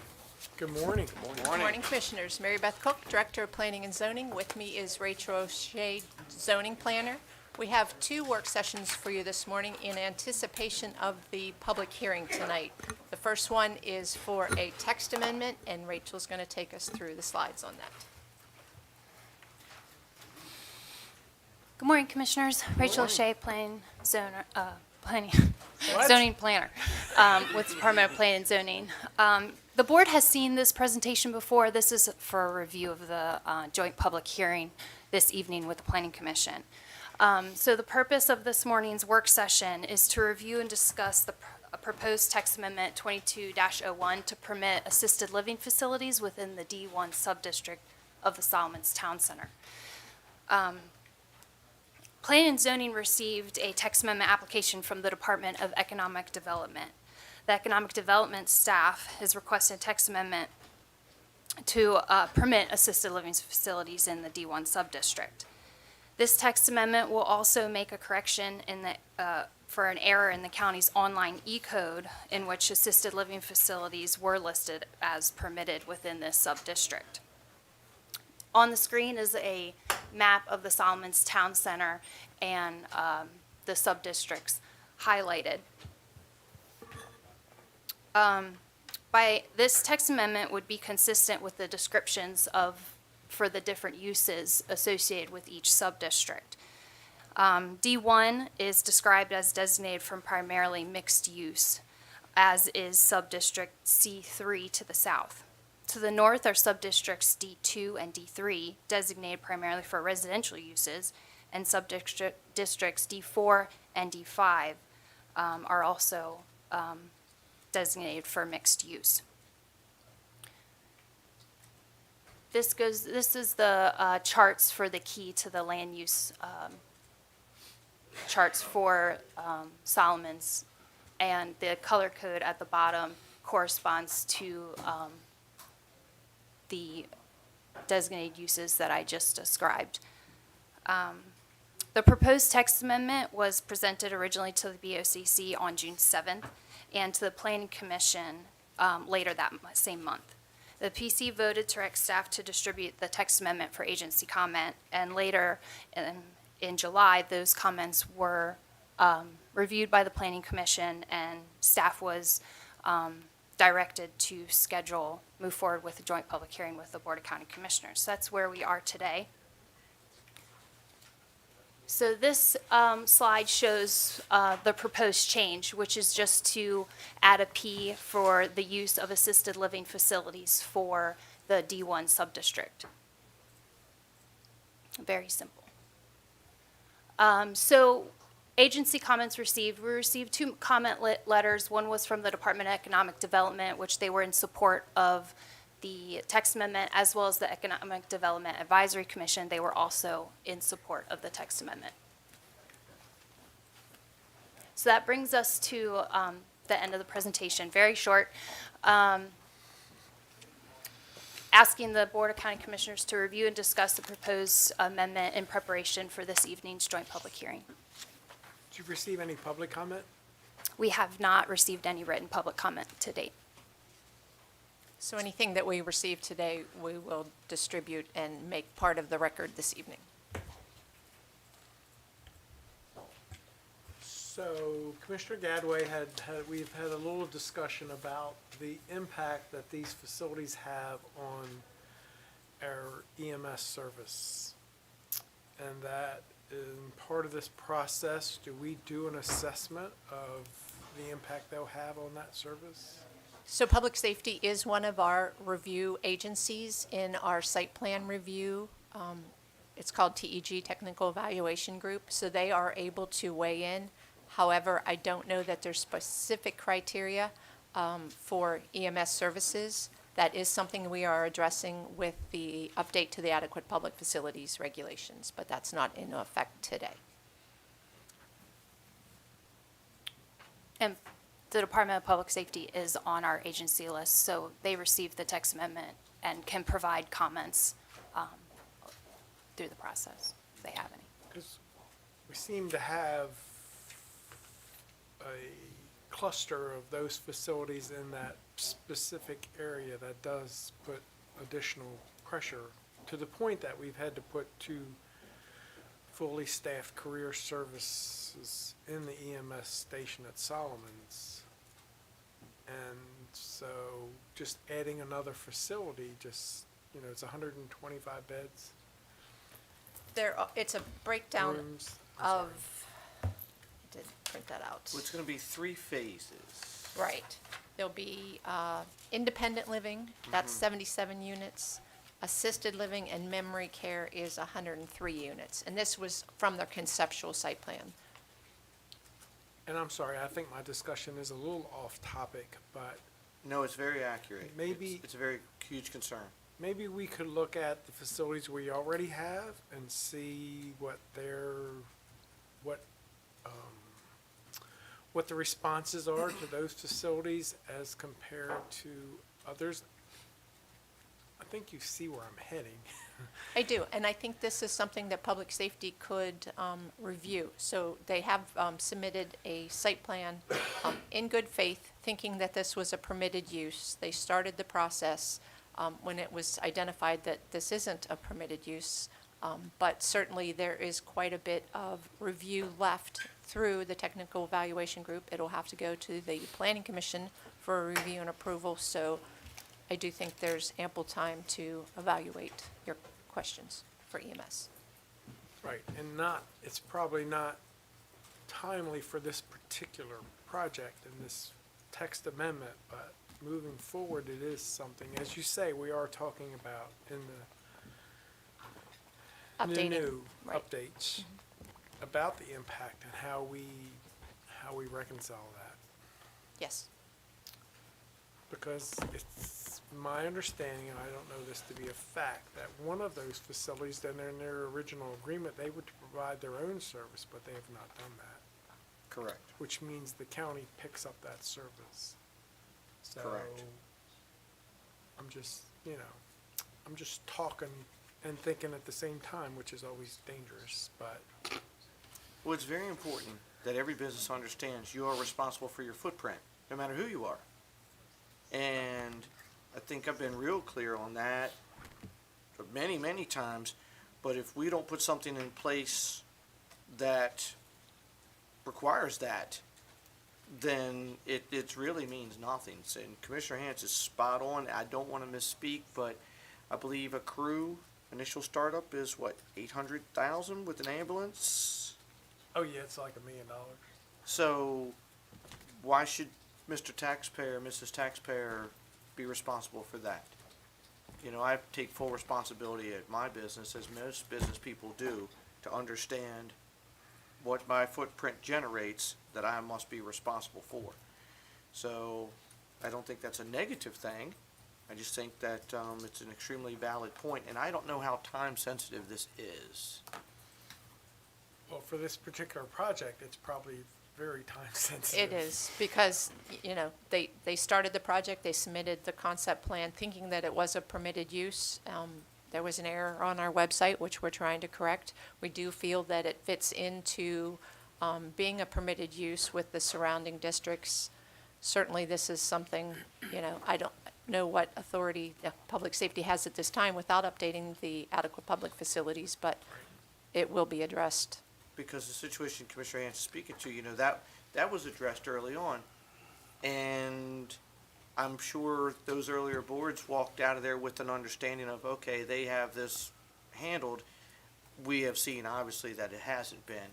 And then are we gonna set ourselves up for the same situation going forward? I mean, we have the history lesson. So, you know, are we gonna repeat it? So I think it's very important, that there is a real understanding in place. It's just not fair to the regular citizen to have to, you know, and I think we've done a good job of that going forward with some things. It hasn't been very well liked, but we've been putting some things in place that, you know, you are responsible for your footprint, and magically the world didn't end, you know? So, I think it's important that where everybody's on the same page from the very, very beginning. So, I don't think 2 weeks is going to be enough. Not for that. Is the sale of the property contingent upon this approval? Do you know? I don't know that answer. Property's already sold, I was. I, Yeah, it's I done. thought It's they done. already It's purchased the done. property, Okay. but I can verify that before this evening. And I'm sorry, I've confused the issue. It was more about highlighting, you know, the need to update the adequate public facilities. And the reason why, for those individuals out there that don't understand why we added those different new criteria, this is why. You know, it's not just converting a hotel to assisted living, it's those impacts that has on other county services. And the discussion is, does the county subsidize that, or is there some way that we hold those individuals responsible? But it goes back to the education, and I don't have kids in school, it's the same discussion, so, I'm But- talking and thinking at the same time. But you're not which I shouldn't wrong. do. You're not wrong, because no matter what business it is, business A, you know, there is a footprint. you know, I mean, and that has to be addressed, no matter what, and I don't know how far we are from updating that ordinance, but, We should be back with you in September with a work session on the ordinance. And then you will have another opportunity at the public hearing for that ordinance to determine whether or not you're going to grandfather projects that, So that means it's like 9 months out. I certainly hope not. When we have a work and- session. And you know, and the grandfather thing is so subjective too, because, you know, oh, I was in the door. You can't be in the door for 17 years, 20 years. You know what I mean? You know, it's, and I don't know the right word I'm looking for here, but basically it's back to personal responsibility, you know, and I can't harp on that enough. Every business is responsible for it, and I am pro-business. That's what I've done my whole life, for the most part. But a responsible business is an asset to a community, and it has to be that. It has to be an asset to the community, you know, so, and I think 99.9% of business owners out there are an asset and believe that way. You know, so I just, as long as we're very clear with the message early on, because we all been around this block before, that, you know, I don't want to see, and not to get too far off base, but I don't want to see the department heads going round and round and round and round and kicking something back and forth, you know, because that's taxpayer money being wasted. So it's very important that, I didn't mix any words when I had my meeting. I was very blunt. So, But the text amendment today, specific to this project for an allowed use that is allowed everywhere else in Solomon. So, based on the criteria we have today, it's a suited, It is, yes. yes. and for clarification, this does not mean apartments everywhere. It and does this- not. It's specific to the assisted living facility use, and currently, multifamily residential is not a permitted use. And don't get me wrong, there is a need for this.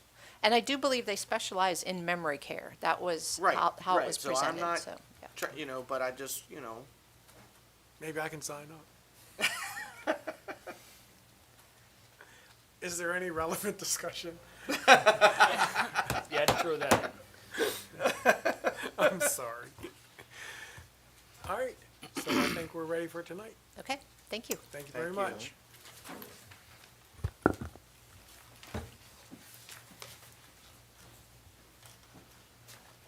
And we have a second work session. Yeah, you do. So the next work session is Department of Planning and Zoning, Historic District Design Guidelines. Morning again, Commissioners. I have a brief presentation. It's an abbreviated presentation from one that you've seen earlier. And as a reminder, this is Chris Oh, Sperling, I'm our sorry. historic planner. You beat me to it. Okay. Chapter 57 of the County Code of Ordinances authorizes the Historic District Commission to designate historic districts throughout the county. First historic district was designated in 1974. It's named Patuxent Manor. And the most recent historic district is Preston on Patuxent, which was designated in 2019. Throughout the county, there are 95 historic districts, and as you can see, they're fairly well distributed across with certain concentrations in the areas you might suspect, particularly along the Patuxent, Lower Marlboro. The current guidelines were adopted in 2001. The information in them is dated. It's not particularly user-friendly. 2001, we did not have the same use of technologies that we do today and the same reliance on wireless in particular. The format of it was not particularly user-friendly. It was at the time, but again, it's not for current days. There have been changes in preservation. There have been changes in materials. We use updated materials that are lighter weight, that are less expensive, and still serve the purpose of historic preservation and retaining the look and feel of a historic property. There have also been changes in technology that have allowed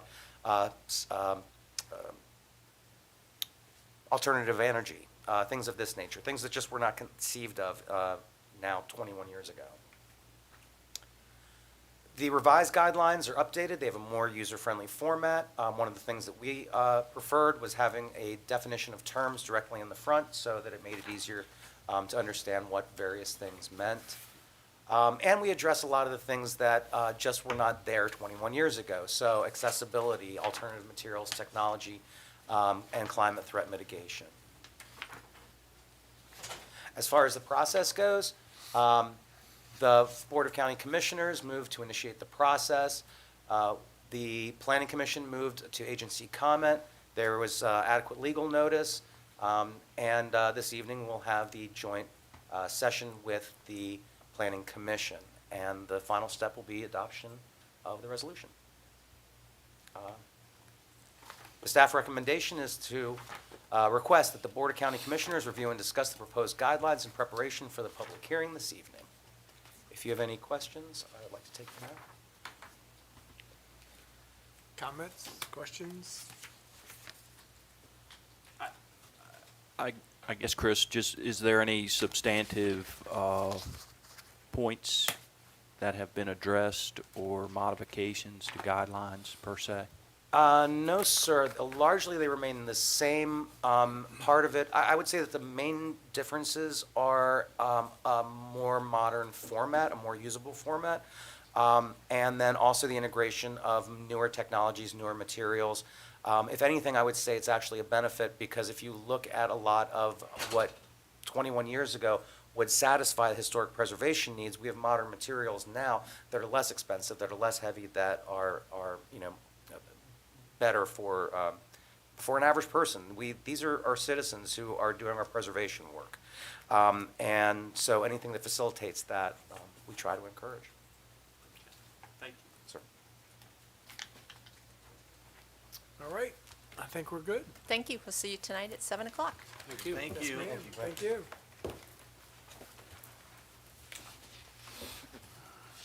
So the next item on the agenda is public comment. Pam? Yes, thank you, Commissioner Hance.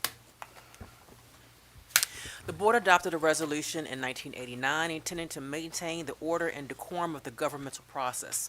A copy is found here to my right.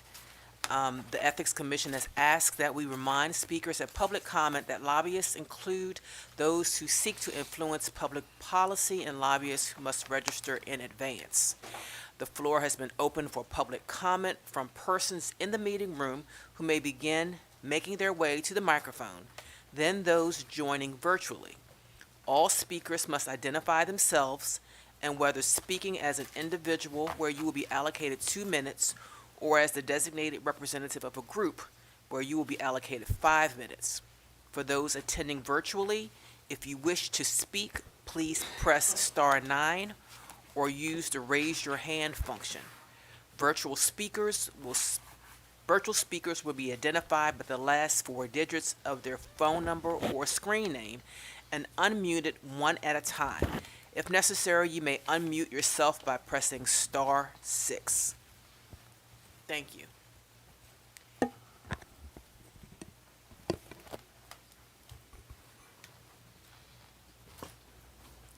Good morning. My name is Bob Estes. I'll be speaking for myself today. I don't need much time.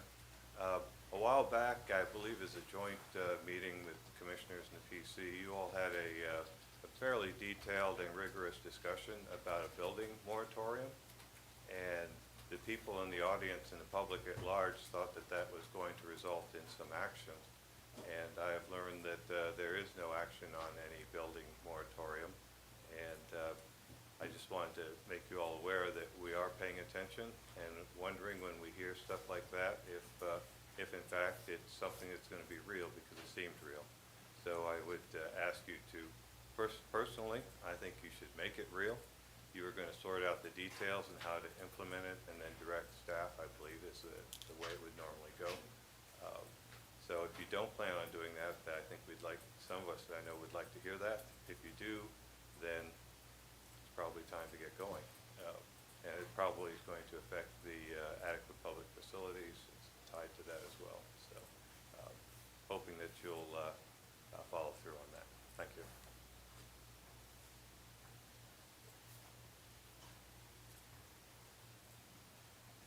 Anybody online?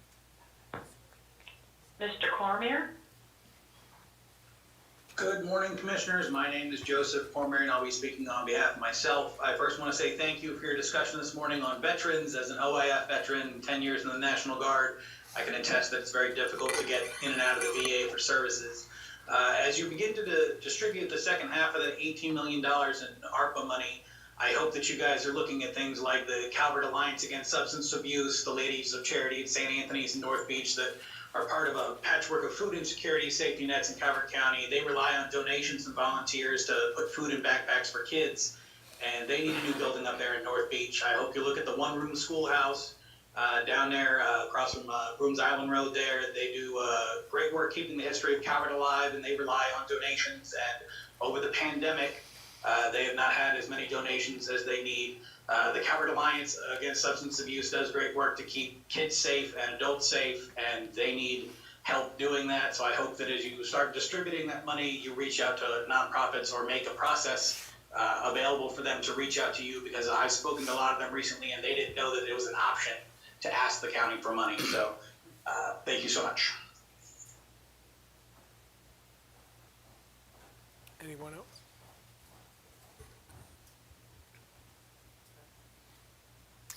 All right, thank you. Next item on the agenda is Commissioner reports. Commissioner Hart? Just was the Mako convention this week. Once again, very well attended. Nice to see people from around the state and see that they have a lot of the similarity issues that we all have. And so just good time to connect. That's about it.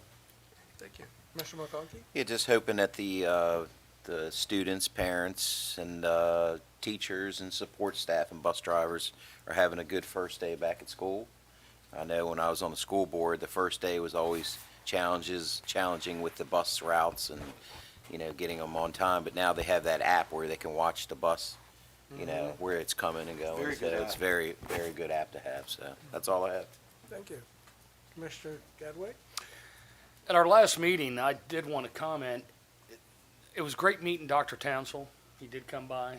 I wish him the absolute best of luck with the schools and with the students and everybody moving forward. At nearly every meeting, we talk about something, we give a proclamation out or something regarding, it seems like everything's tied into volunteerism. And we talked a couple weeks ago about the fire service and volunteering there. We're a country and a county of volunteers, all the way from our volunteer military, which we spent a lot of time talking about today, to the folks at the volunteer firehouse, to Meals on Wheels, to, it seems like every time you turn around in society around today, we have a volunteer group that does something. Animal rescues. I've spent a lot of time volunteering. I've known a lot of volunteers.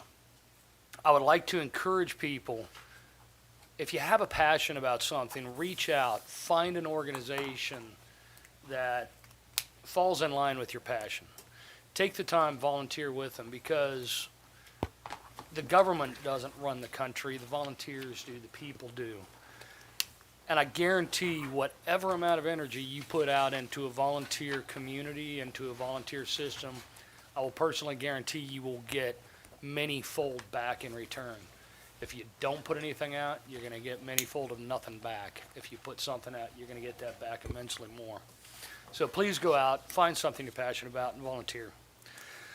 I was not able to attend last Friday's ribbon cutting at Jake's Produce, but I wish them the best, and I look forward to stopping by there. Thank you. Thank you. Commissioner Weems? I have nothing to report this week, sir. Slow week? Well, you know, I will say one thing.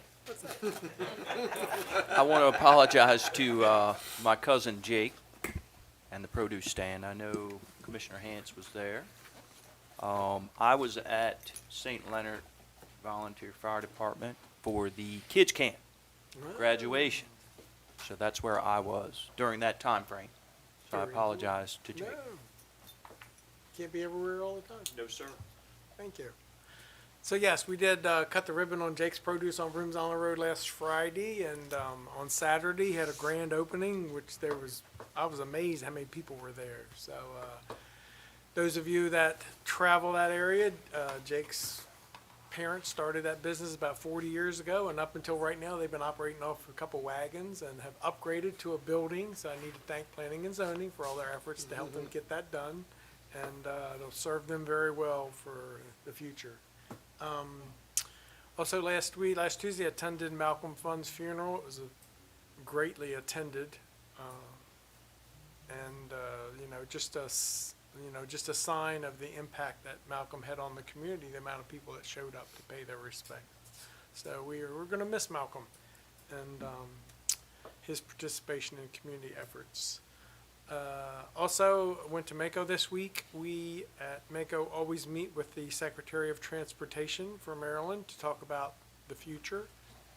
We talked about the bridge, and while they admit that it is functionally deficient, it is not structurally deficient, so they don't have it on a priority list. And until the state puts it on a priority list, you can't get any federal funding. And that project today to replace that bridge and dualize Route 4 in St. Mary's County out to the light is probably $1 billion. So the state won't do that without federal support. And but we keep it on the list because it is a vital transportation issue for us and St. Mary's County. We also talked about road improvements to 231 that they are aware of, and while they wouldn't commit, they did say that they do have some funding and that they will make some progress on some of those projects. So we hope to see that. The other item we talked about that day was synchronizing the traffic lights in Prince Frederick, which I, for one, believe will make a significant difference in traffic flow through Prince Frederick. That project is not on their list currently, but I think that day we were told it's probably maybe less than $1 million to do that, depending on the technology that we have and what they need to do. Could be more, could be less, but we do raise that issue now as we meet with them. So we talked about other transportation issues in the county, but those are the ones that are right now on the priority list for them and for us. Mako was well attended, as it always is an election year. Election years, there's always a lot more people there. The convention center has remodeled, so I think this was the first time we've been there since they had opened up the new section. And Calvert County had a great booth. Had a lot of people stop by. We had an excellent location. I don't know how that works out, but we were in a great location because you had to go by our booth to get to the food. And people are always going to eat. And so we were with Charles in St. Mary's County, and they have a reception on Thursday night where each county provides food. Charles County was serving snakehead bites. I didn't get one because the place was packed, but I hear it was very good. But it was interesting to see someone serving snakehead bites, which DNR says, are an invasive species and need to go. But apparently it's quite tasty to eat. So a lot of booze, had wine. I think we were giving away popcorn. Yeah. So the Mako show is interesting in that there are, I don't know how many vendor booths there are in that place. Tons. 200 or Just 300. technology There was alone, over there's 300 so this many. time. Yeah. So you go around to the booths. A lot of them are vendors, people that do business with county governments and state agencies. So it's an opportunity to talk with vendors about services that they can provide. And I think we'll have a few meetings set up based on some of those vendors and what we heard at that meeting. So it's a good opportunity to see a lot of different venues in one place. So I thought it was very productive. Somebody said, how was the weather? I said, I don't know, I've been outside. Except for the crab feast on Friday night, and the weather was outstanding. Because sometimes it's 100 degrees and you're on blacktop and you're steamier than the crabs. But Friday night it was wonderful. There was an ocean breeze and it was kind of cloudy and it was very nice for a change. So, and I want to thank Care First for hosting us for dinner on Wednesday night. Care First is our health insurance provider and had a function on Wednesday night, which was excellent. So I want to thank them. Other than that, there's a hearing tonight at 7 PM at the HEB for 2 text amendments involving the Holiday Inn conversion to a assisted living facility and some changes to the historical design regulations. So if you have any interest, you can tune in or come in person, and we'll see you at the 7 PM. So Commissioner Williams, do you have a motion for me? Yes, sir.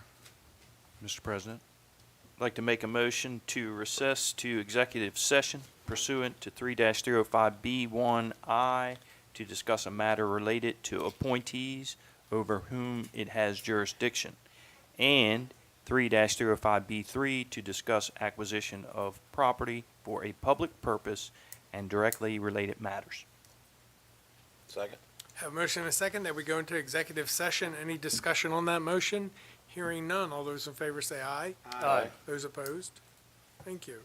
And I will say, in our meeting, we talked about campaign signs with the Department of Transportation, and they said we did win the award with the most campaign signs per capita.